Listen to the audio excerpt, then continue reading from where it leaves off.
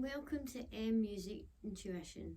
My name is Michelle, and I'm going to be taking you through a series of YouTube tutorials for the beginner guitar player.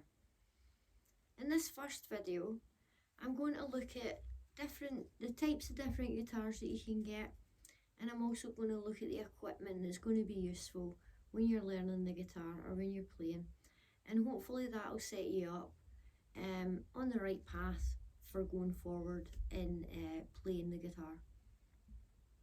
So there are three main types of guitar.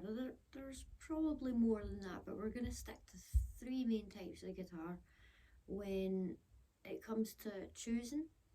It can be quite difficult if you don't know much about guitars, which one to go for. So the first guitar we're going to talk about is a steel string acoustic guitar, and you'll see me playing this one in quite a lot of the tutorials. So this is my acoustic. When people say acoustic guitar, this is probably the type of guitar that comes to mind. So they're really good, they're really versatile, they sound lovely when you strum them, they sound lovely when you pick them. Also, they can be quite difficult to play. If you go for a really cheap one, then what tends to happen is you have a higher action on them. And what I mean by action is the gap that you have between the string and the fretboard at the 12th fret, so up towards the body. So I'll show you on my guitar the sort of action you're looking for. The reason it's important is when you're first beginning, you don't really have calluses on the end of your fingers. You'll build them up as you practice. But because your fingertips are soft and you're having to push down on those strings, if you've got a high action, it can really hurt after a while, and it really puts beginners off. A lot of people just drop out of learning guitar, quit guitar, because it hurts, and that is really down to the action in the guitar. So I'll show you on my guitar what action you're looking for. So at the 12th fret, we're about here where the two dots are on the neck together, and you can see the gap that you're looking for isn't very thick. You're looking about between 3 and 4 millimeters. You definitely don't want it to be more than 4 or 5 millimeters above there for a beginner. You can take your guitar into a shop and get that adjusted, so you can bring the action down. I can't really remember how much it cost. Probably about 40 quid the last time I got my guitar set up. 60 quid, I can't really remember, but yeah, it's worth going in and getting a price on that. The next type of guitar we're going to look at is the electric guitar. So I didn't mention before, the acoustic guitar, if you, the style of music that you're into, wanting to learn to play is like folk music or like acoustic rock, country music, stuff like that, then the acoustic guitar is really suited, and you really go down a path with it. The other guitar, the electric guitar, if you're into rock music, metal, you want to be doing soloing, working on scales, getting right up that fretboard, then definitely an electric guitar. Problem solved, get yourself an entry level electric and you're sorted. Here's my electric, it's an Ibanez. I love this guitar. I've just started to play electric again. I started on electric when I was younger, played that for a few years, and then I thought, the style of music I want to be playing is more suited to an acoustic guitar, and I really went down that acoustic path. And now I've came full circle again. I'm back to sort of picking up the electric. I think it helps me be more versatile. I'm working a lot more with bands now, doing different genres, and the electric comes in really useful for that. For a beginner, we were talking about action earlier. On an electric, you tend to find the action is lower. On an electric, you can buy a cheap entry level electric and the action's going to be lower than if you buy a really cheap steel string acoustic generally. So I'll show you the action on the electric. It's really hard to see on this camera, but it's not much on this. We're probably about 2.5 mil. So that's that. It's easier to push down. And also, if you're on a budget and you really just want to go and get a cheap guitar, you don't even need to buy an amp for this. I mean,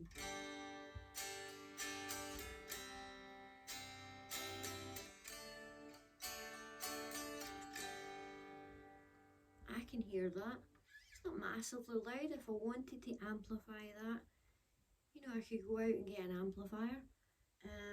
Another great thing that cost me, I think, under £20 on Amazon is one of these, which is a little headphone amp. So this is a Vox AC30, and it's really clever. You pop it round, it comes at different angles. Got a jack there that you plug into your guitar. Plug your headphone into it, into your ears, turn it on, and you've got, it basically works like a little amp through your headphones. You can even plug your phone into it for backing tracks, and it's pretty neat. It's got volume, tone, gain, and it's got, I think, 5 different effects. Great little thing, under 20 quid. The other type of guitar that we haven't mentioned yet is the nylon string acoustic, or also known as the classical guitar. So we're talking about different paths that you can go down. If you really want to learn classical music, fingerstyle really is your passion, then definitely get yourself a nylon string classical guitar. The sound out them is very different from a steel string acoustic due to the strings being nylon, so they sound good picked. Fingerstyle sounds great. Strumming initially sounds a little weird, doesn't sound quite right, but you do get used to it. If you've got bigger hands, or, you know, I've got relatives that say they have sausage fingers and that's why they haven't learned to play guitar, then I would recommend getting yourself a classical guitar. The reason being, the necks on them tend to be a lot wider, not just a little bit, a lot wider than your average steel string acoustic or your electric guitar. People with bigger hands tend to find holding the shapes for the chords really difficult because it's so close together for them, and they struggle to keep their finger on one string and not be touching all, like pushing down on different strings. So the nylon string one, with it having the wider neck, the strings are further apart, gives you more space to hold those shapes. So that's another thing to take into consideration. So those are the things to take into consideration for the guitar. The other things I want to look at is the other equipment that's going to be useful when you're playing or learning and going through these tutorial videos that I'm going to be doing over the next few months. Let's look at the other equipment that's going to become useful when you're learning to play the guitar. The first thing is a smartphone. So useful in this day and age. With the App Store or Google Play, you can pretty much get all sorts of tools. So for the guitar learner, you've got the metronome. Go into Google Play, type in free metronome, and you'll get a selection of options there.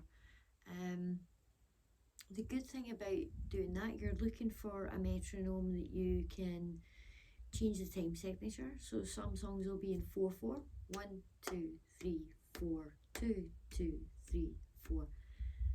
Some songs will be in 2/4, 1, 2, 2, 2, 3, 2, and so on.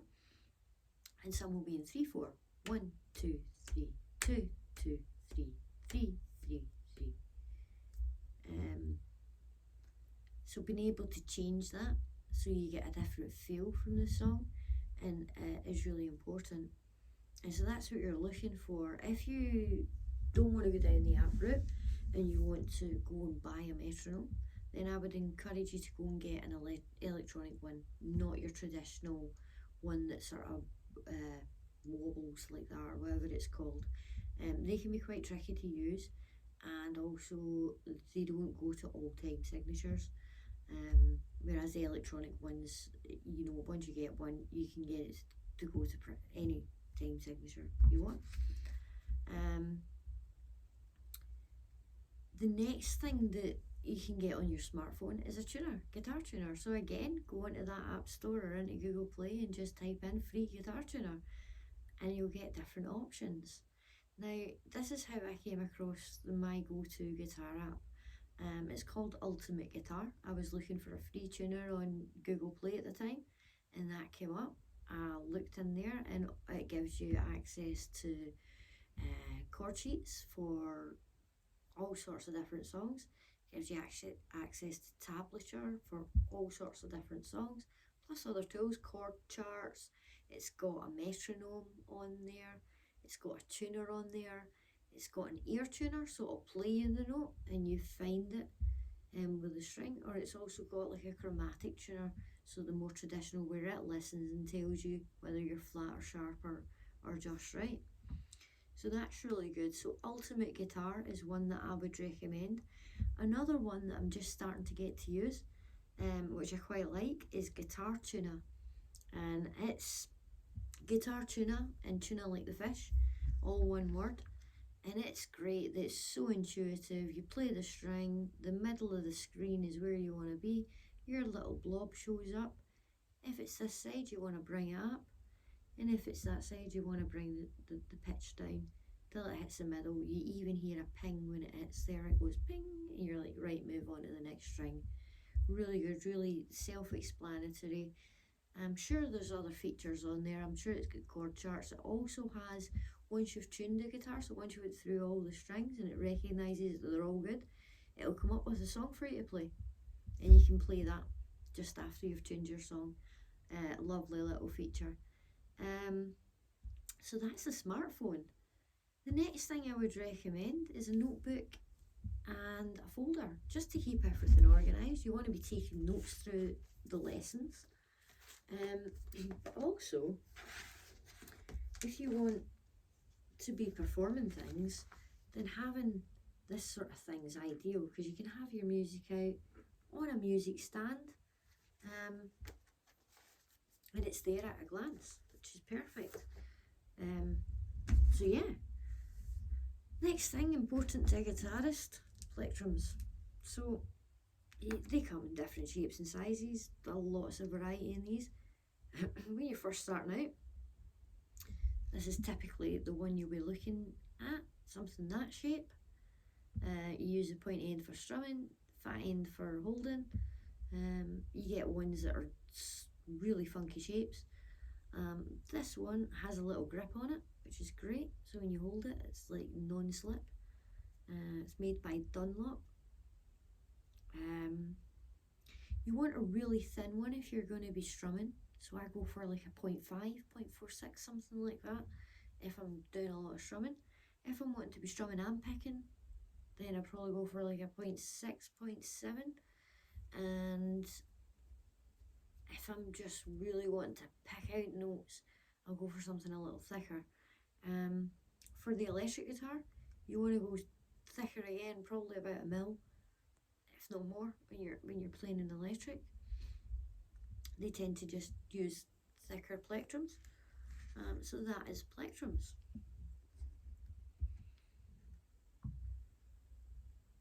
The next thing I want to talk about is really good for helping with your posture. A lot of people end up with bad backs, bad necks, because they're sitting playing the guitar and they're hunched over it, or they're laying back and it's like this, or they're trying to read music next to them and they're like this. So a guitar strap's really handy for me. It's just a check for me. So if I'm standing up, I do a lot of performing these days, a strap's really useful. If you're standing, you need it. But also when I'm sitting down and I have this strap on, so when I'm sitting, the strap's nearly tight on me, then if I go out of posture or I'm hunched over, I can feel it on the strap. So I know it's like a check. Oh, just stay relaxed, upright, and that's good. Plus, stops the guitar falling. I've seen so many people damage expensive guitars just because they've dropped it. So that's the strap. Also, something to bear in mind is you can get what are called strap locks.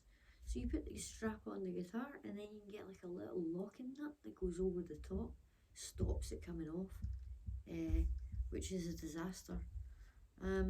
So they're useful. They can cost you a couple of quid, or you can go as expensive as £20, but worth having. Another fairly important piece of equipment, and I don't know what I've done with it, is a capo.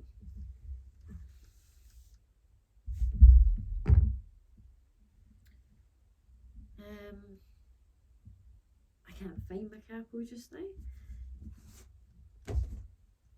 but that's okay. So a capo, you squeeze it, it opens up like a jaw.